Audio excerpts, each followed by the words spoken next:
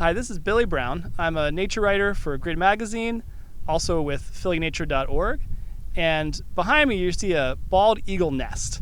Now, when I grew up in the 80s into the 90s, I'm in my mid-40s, so I'm kind of old. But back then, bald eagles were really special. We got really excited when we saw them. They were kind of rare. They were in the process of bouncing back from the middle of the century when use of an insecticide called DDT nearly wiped them out, especially in the eastern part of the United States.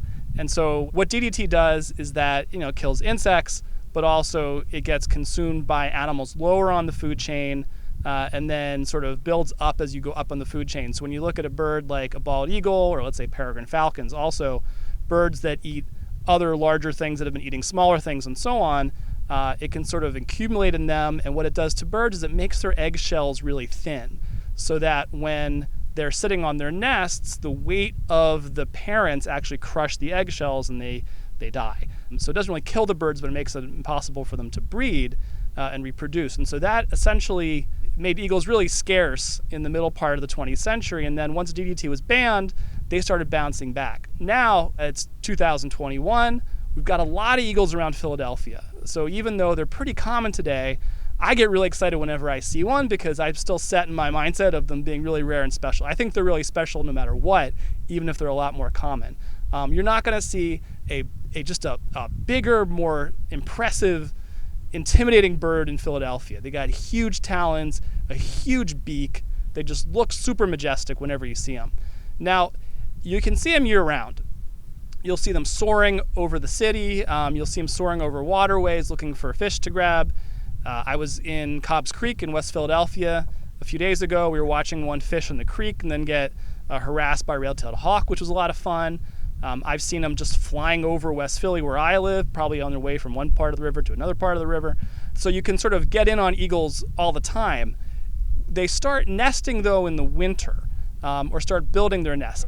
I like to say that as soon as the eagles are eliminated from playoff contention, it's time to start looking for the real eagles. So you can see them building nests at a few really well-known spots around the city. There's a nest at the John Hines National Wildlife Refuge at Tinicum. There's a nest at Pennypack on the Delaware. And there's also a nest here at Fort Mifflin on the Delaware. Fort Mifflin is a great historic site, which is also a natural history site, and just a great place to observe marshland habitat, the river, some woods around it, all while you're taking in the history as well.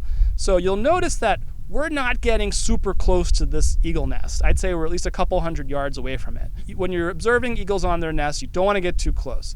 Too many people spending too much time right up against the nest will spook the eagles and maybe make them abandon their nest. So you don't want to do that. But once you're at a respectful distance, bring a pair of binoculars so you can zoom in on them.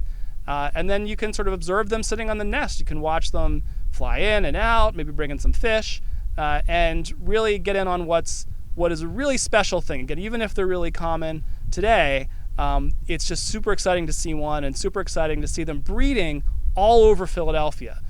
So we've got a lot of great water in Philadelphia. It also says something about the water quality here that, we all joke about what the Schuylkill is like and Schuylkill Punch and everything like that. But really our rivers have come a long way since the early part of the 20th century when they might have been at their dirtiest. So we used to have big dead zones in the river. We don't anymore. It could always use improvement, and so we're always doing a lot to improve the water quality, of course, especially with stormwater, sewage overflows when we have big rain events. But still, when we see big predators like this that eat a lot of fish nesting all over Philadelphia, it says something about what we've done so far. I want to thank Fort Mifflin for letting us shoot back here. We also want to thank William Penn Foundation for supporting this content. If you like what you're watching, please head over to phillynature.org and learn a lot more about nature in Philadelphia.